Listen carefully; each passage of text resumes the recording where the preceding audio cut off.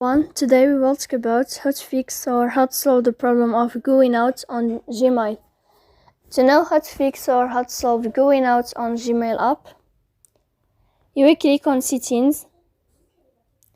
In this page, you can click on Apps, Default Apps, App Settings.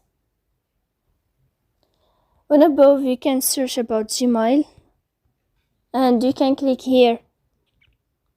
You will click here on this page. Then you can click on First Stop and you can click OK. After that, you will enter to the window of storage. Here you can click Clear Cache. Don't click Clear Data because that can cause the errors that can delete your account. So please don't forget to support us by like and subscribe. See you next time in another video, and thank you for your attention.